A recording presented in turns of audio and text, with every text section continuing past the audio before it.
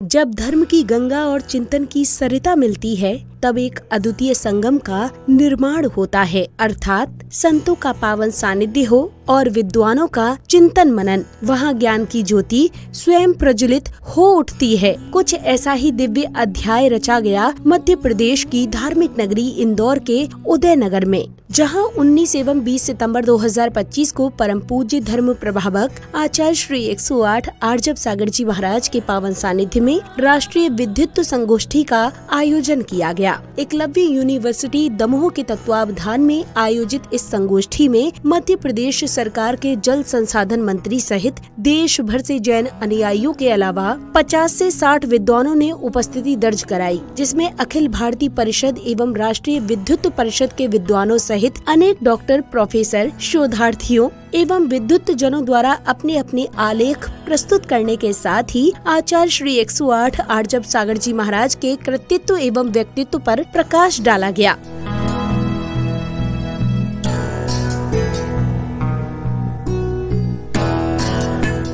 इस 2 दिवसीय समारोह के प्रथम दिन कार्यक्रम की शुरुआत विद्युत जनों द्वारा पूज्य गुरुवरों के चित्र के समक्ष दीप प्रज्वलन करने के साथ की गई, तो वहीं महिला मंडल ने मधुर भक्ति गीत प्रस्तुत कर उपस्थित जनों का भक्ति भावपूर्ण स्वागत किया। जिसने जानी है महिमा गुरु की, उसका डूबा कभी ना जहाज है। दीप प्रज्वलन के बाद कार्यक्रम में पधारे विशिष्ट एवं गणमान्य जनों का तिलक लगाकर, माला, मेडल पहनाकर तथा स्मृति चिन्ह भेंट कर गरिमामयी स्वागत अभिनंदन किया गया। आपके आने से है प्रियवर प्रफुल्लित है ये मन, आपके आने से है प्रियवर प्रफुल्लित है ये मन।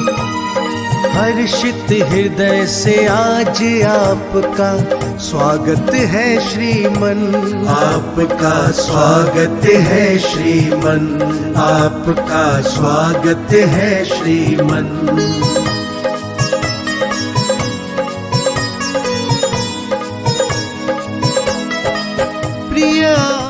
स्वागत अभिनंदन के पश्चात विशिष्ट अतिथियों के अलावा मध्य प्रदेश सरकार के जल संसाधन मंत्री श्री तुलसी राम जी सिलावट ने पूज्य गुरुवर के कृतित्व एवं व्यक्तित्व पर प्रकाश डालते हुए अपने उद्बोधन दिए। आपका स्वागत है श्रीमन, आपका स्वागत है श्रीमन।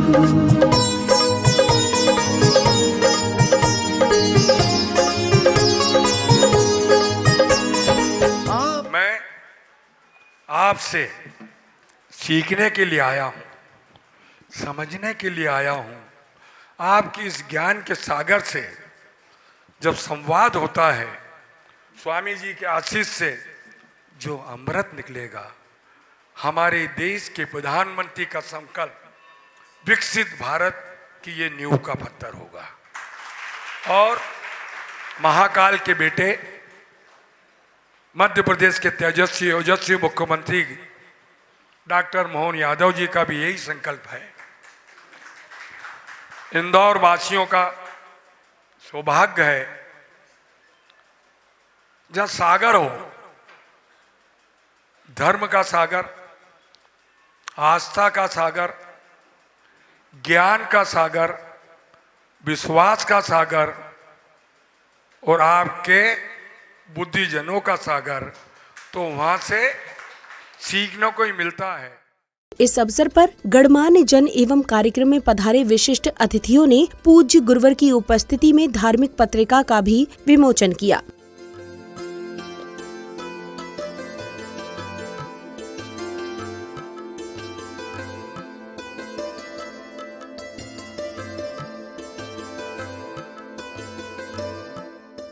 पत्रिका विमोचन के बाद कार्यक्रम में पधारे विद्युत जनों ने पूज्य आचार्य श्री आर्जब सागर जी महाराज के समक्ष अपने अपने आलेख प्रस्तुत करते हुए अपने विचार साझा किए। हम जब देखते हैं कि देव शास्त्र गुरु ने जो कुछ कहा है, उस कागज पे जो लिखा था, जिसे सत्य लिखा था, उतना ही सत्य हुआ है। जब हमें शीतल जल की आवश्यकता है तो स्वयं के तप का जल समर्पित करना होगा, तभी शीतलता का जल हमें प्राप्त हो सकता है।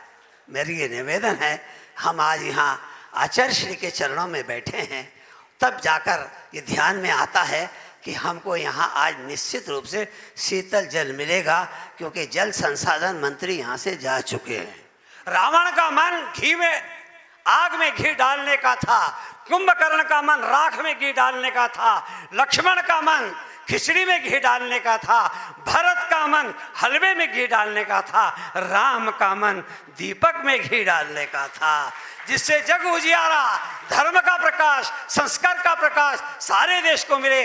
जो कार्य भगवान राम ने दीपक में घी डालने का किया था, वही कार्य मेरे आर्जव सागर जी महाराज कर रहे हैं, दीपक में घी डालकर संस्कारों का उजियारा। तो मैं समझता हूँ कि अगर आचार विचार और व्यवहार की जो कल्याणकारी शिक्षा का उपदेश पूज्य आचार्य श्री आर्जव सागर जी महाराज ने प्राय अपने सभी ग्रंथों में दिया है, उसमें सदाचार सूक्ति काव्य भी एक महत्वपूर्ण ग्रंथ है, जिसमें सामाजिक एवं सदाचार परक शिक्षा प्रति पद्य में भरी हुई है। दूसरा आलेख बहन अल्पना मोदी जी का हुआ, जिन्होंने आचार्य श्री के, मैं तो समझता हूँ कि व्यक्तित्व और कृतित्व दोनों पर बहुत अच्छा प्रकाश डाला।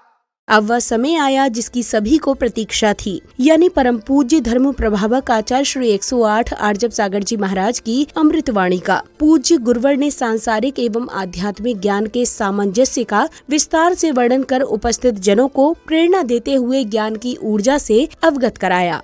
आचार्य कुंद आचार्य भीषण और आगे होती हुई आचार्य महाकवि आचार्य ज्ञान सागर जी महाराज, महान संस्कृत आदि भाषाओं में अनेक कृतियों को रचने वाले और उनके महान शिष्य आचार्य विद्यासागर जी महाराज ने जो इस शताब्दी में बहुत बड़ी देन दी है अपने साहित्य चेतन अचेतन कृतियों से, उनका ही सब है, उनके ही शब्द हैं, उनके ही भाव हैं, या उनका ही सब कुछ उपकार है जो अपन को मिला, बड़े अपनी लेखनी से कुछ लिख पाए और जीवन इसी के लिए समर्पित है, जिनवाणी की सेवा के लिए। और विद्वानों का जो वात्सल्य है, उनकी जो भावना है, हमेशा चाहते हैं कि हमें गुरुओं की लेखनी से कुछ मिलता रहे, कि वे अपने आचरण में, वे अपने चारित्र में किस तरह उस जिनवाणी का अनुभव करते हैं, उसमें उनको बड़ा आनंद आता है। विद्वान तो लिखते ही हैं, बहुत लिखते हैं, बहुत संपादन करते हैं, सब कुछ करते हैं, और उन्हें बिना मुनियों के, बिना आचार्यों की वाणी के आनंद नहीं आता। वे चाहते हैं जब भी आते हैं और जाते हैं, महाराज कब संगोष्ठी होगी, कब कहने का मौका मिलेगा, कब गुरुओं के गुणगान करने का मौका मिलेगा। मैं बार बार सोचता हूँ कि हर जगह जाके सब करवाऊँ, लेकिन हर जगह समाज इतनी सक्षम नहीं होती, सुनने वाले भी हों। इंदौर नगरी इतनी बड़ी नगरी है, यहाँ पर तो सब आ जाएं तो पंडाल भी छोटा पड़ेगा, लेकिन ज्ञान के रसिया बहुत कम होते हैं, अध्यात्म को समझने वाले और उसको आत्मसात करने वाले बहुत कम होते हैं। यहाँ तो हज़ार हज़ार किलोमीटर से लोग आ गए। जब से तमिलनाडु गए थे तो वहाँ पर लोगों ने सम्यक दर्शन समझा, सच्ची परंपरा को समझा। यहाँ की परंपरा से वहाँ पंचकर्णक हुए, मंदिर बने, यहाँ बैठे हैं। प्रतिष्ठाचार्य जी आए, देखा, वाह धन्य हो, यहाँ तो उत्तर भारत बुंदेलखंड की परंपरा। जब गुरुदेव को आके बताया कि महाराज ने तो तमिलनाडु को बुंदेलखंड बना दिया, आचार्य जी बहुत हंसने लगे कि देखो कितना अच्छा। हमने कहा उनकी कृपा है, उनने जो हमें ऐसी शुद्ध परंपरा दी है कि उन्होंने आचार्य ज्ञान सागर महाराज महाकवि से पाई, और अपन लोग इस परंपरा से चल रहे हैं। तो दक्षिण भारत तक इस महान रत्नत्र की सुगंधी फैली। उन्होंने मोक्ष मार्ग में आगे बढ़ के काम किया। आचार्य जी के पास भी हमने 4 लोगों को दीक्षित करवाया जो दक्षिण भारत के थे, उनको साथ साथ रत्ना तक साधना करा के 2 मुनि 2 आरिका बने।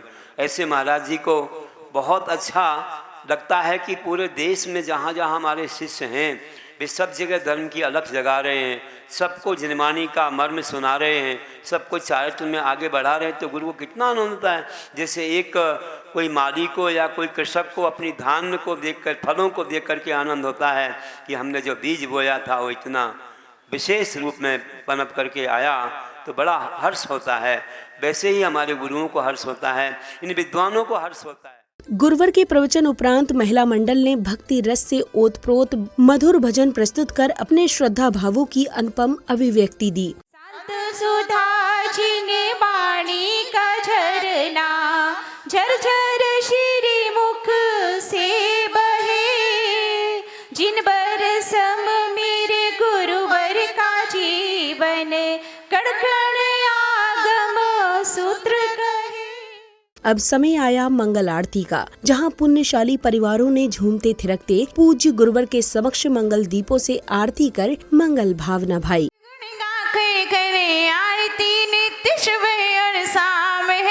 विद्या जो गुरु नाम है, देते जग को ज्ञान है।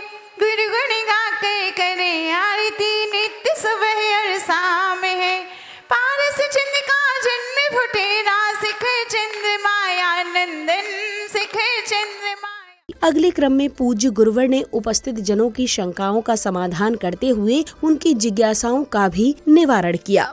नासाग्र होने की प्रैक्टिस करते हैं या कोशिश करते हैं कि हम अपनी नाक के सबसे अग्र भाग पर दृष्टि को रखें। दृष्टि ना तो बंद होनी चाहिए, दृष्टि ना तो खुली हुई होनी चाहिए, तो वो बनता ही नहीं है, करते नहीं बनता है कि नाक के ऊपर दृष्टि अग्र भाग पे कैसे हो। तो कृपया उसका कैसे अभ्यास किया जाए। नमोस्तु महाराज। नासाग्र दृष्टि का अर्थ यह नहीं है कि नासा को देखना है। नासा के अग्रभाग के सामने बिल्कुल सीधी नीचे की ओर दृष्टि जानी चाहिए। अगर नासा को देखेंगे तो आंखें थोड़ी तिरछी होंगी, उससे बहुत देर तक हम स्थिर नहीं रह सकते, कुछ हमको आँखों में पीड़ा हो जाएगी, इसलिए दर्द होगा और उससे एकाग्रता भंग हो जाएगी। तो नासा के सीध में हमको सामने देखना है, सामने देखना है, जैसे हमारे प्रभु की। नहीं तो आंखें थोड़ी तिरछी होंगी तो थोड़ी मुद्रा अपनी विकृत लगेगी, शोभनीय नहीं लगेगी।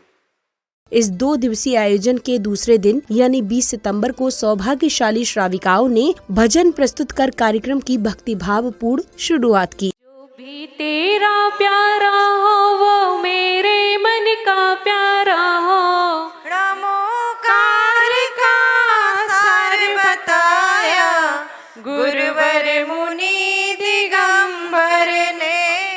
भजन प्रस्तुति के बाद देश के कोने कोने से आए डॉक्टर, प्रोफेसर, विद्युत जन एवं पदाधिकारियों ने पूज्य आचार्य श्री के जीवन वृत्त पर प्रकाश डालते हुए अपने अपने विचार साझा किए। जब हम प्रातः घर से निकलते हैं भगवान के दर्शन के लिए, तब हम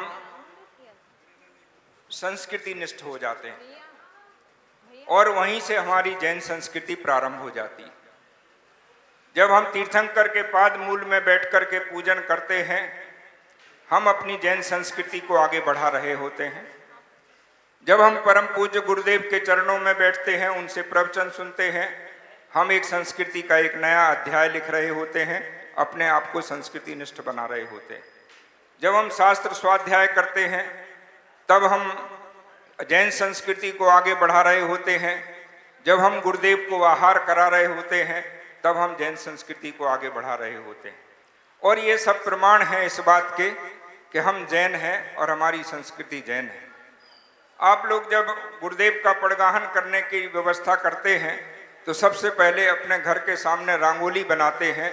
जय जिनेंद्र आपके मकान पर लिखा हुआ होता है, पचरंगा ध्वज अगर मकान पर लहरा रहा है तो इसका मतलब है कि आप जन संस्कृति निष्ठ हैं, जैन संस्कृति वान हैं। मुझे अपने सब्जेक्ट का, भूगर्भ विज्ञान का मुझे अनुभव है। लगभग 40 साल मैंने भूगर्भ विज्ञान का अध्ययन किया, परंतु मुझे लगता था कि मैंने ऐसे विषय का अध्ययन क्यों कर लिया जिसका जैनागम में कहीं कोई उपयोग ही नहीं है। परंतु गुरुदेव आचार्य श्री विद्यासागर जी ने मेरे इस कार्य को, मेरे अध्ययन को कहीं ना कहीं उपयोग करने का प्रयास किया है। मैं अपना योगदान दे रहा हूँ। मुझे संयोजक महोदय को, जो मैं आश्वासन करना चाहता हूं कि मुझे अपने सब्जेक्ट की इंटरनेशनल और नेशनल कॉन्फ्रेंसेस में बोलने का अनुभव है और मैं अपनी बात को 7 मिनट में हम लोगों को कहना पड़ता था, तो मैं उसी संयोजना के तहत उसके पहले ही पूरा करने का प्रयास करूंगा। आचार्य विद्यासागर जी ने एक निजानुभव शतक का प्रथम पद्यानुवाद किया था और मैं गारंटी के साथ ये कह सकता हूं कि हिंदी साहित्य की 20वीं सदी के उस उत्तरार्ध में यदि कोई आचार्य हुए हैं तो उनका नाम है आचार्य आर्जव सागर, जिनने संपूर्ण संस्कृत साहित्य, प्राकृत साहित्य को हिंदी में अनुबंधित कर दिया। ये मैं गारंटी के साथ कह सकता हूं। सारे ग्रंथों का प्रणयन आलोडन लोडन के साथ मैं ये कह सकता हूं कि आचार्य श्री आपने संपूर्ण तत्व दर्शन के लिए जैन के या यूं कहूं जैनागम के जीव अजीव बंद सम्मर आश्रव आदि जो 7 तत्व हैं, 9 पदार्थ हैं, उन पदार्थों को आपने चाहे तीर्थोदय महाकाव्य हो, महाकाव्य निकल गया, तीर्थोदय काव्य, मोक्ष प्रदायक काव्य, चाहे आपके द्वारा अनुवादित वह पद्यानुवाद मंजरी का अद्भुत जब मैंने अध्ययन किया तो लगा कि आपने जो ज्ञान प्राप्त किया है वो विद्या की विद्या से प्राप्त किया है। वरिष्ठ विद्वानों से लेकर के सामान्य श्रोताओं के लिए एक ऐसा पाथेय मिला कि वे मोक्ष मार्ग में अविरल गति से कैसे बढ़ें और 10 धर्म का जो मूल तत्व है उसको समझ सकें। और हमारी बहन अल्पना मोदी जी ने जो इस कृति का संपादन किया है, बहुत अच्छी तरह संपादन किया है और एक वैदुष्यपूर्ण प्रस्तावना लिखी है। इस कृति में जो मैंने इसका जब पठन पाठन इसमें जब इसका मैंने स्वाध्याय किया तो एक बात जो प्रस्तावना में भी लिखी है कि पूज्य गुरुदेव जब देश देशांतर में श्रमण विहार करते हैं तो अनेक देशों के संबंध में कुशल हो जाते हैं और अनेक देशों में पाए जाने वाले शास्त्रों के शब्दार्थ के विषय में भी वो कुशल होते हैं। ऐसा आचार्य भगवती आराधना में आचार्य शिवकोटि भगवान कहते हैं और वह पूर्णतः चरितार्थ होता है पूज्य गुरुदेव आर्जव सागर जी महाराज के जीवन में। 1985 से लेकर के 2025 तक कितने साल हो गए? गुरुदेव का स्थान मुझे प्राप्त हुआ है। इतना ही नहीं, रांची विहार, रांची में हुआ, इसके बाद बैरनूर, इसके बाद अशोक गार्डन, इसके तो ये पंचगाम में हुए हैं, दमोह। तो इस प्रकार से बहुत से कार्य हुए हैं। और पूज्य श्री के सृजनात्मक बात को कहूँ मैं तो साहित्य तो ऐसा है कि पूज्य श्री ने साहित्य में जो 3 अभी रखे हैं ना पुरस्कार, तो सीमित शब्दों में कहने जो शब्द कौशल आपके पास है वो शब्द हमारे लिए शब्द कोश की तरह होते हैं, विवेचन करना पड़ता है, समझना पड़ता है। हम जितना डूबेंगे उतना प्राप्त होता है। तो मैं तो ये चाहता हूँ कि आचार्य श्री का जो आशीर्वाद मुझे व्यक्तिगत रूप से प्राप्त हुआ है तो वह आशीर्वाद बना रहे। इसी क्रम में परम पूज्य धर्म प्रभावक आचार्य श्री 108 आर्जव सागर जी महाराज के प्रवचन श्रवण कर श्रद्धालुओं ने स्वयं को कृतार्थ किया और संयम पथ को और अधिक दृढ़ता से अपनाने का संकल्प लिया। चिंतन और मंथन ये विद्वानों की खुराक है। तत्व में रमते हैं तभी आनंद की अनुभूति होती है। हमने तो कुछ नहीं लिखा ज़्यादा, अपने गुरुदेव की जो वाणी है हमने अपने शब्दों में लिखी हो, सब उनसे ज्ञान प्राप्त हुआ जो सन 84 से उनके चरणों में सब कुछ मिला। रत्नकंड सावकाचार तत्वार से लेकर गोमठ सार और सठखंडागम तक समय सार आदि सारे ग्रंथों का भी स्वाध्याय है। यहाँ तक संस्कृत में इन्होंने कातंत्र रूप माला व्याकरण करीब 2.5 वर्ष तक हम लोगों को अध्ययन कराया। इस 2 दिवसीय समारोह की समापन बेला में उपस्थित जनों को पूज्य गुरुवर की तस्वीर और प्रमाण पत्र स्मृति निधि के रूप में भेंट किए गए। आप पधारे द्वार हमारे, छाई खुशी घन घोर, आपका स्वागत वंदन करके मन है भाव विभोर। आपका स्वागत वंदन करके मन है भाव विभोर। आपका स्वागत है श्रीमान, आपका स्वागत है श्रीमान।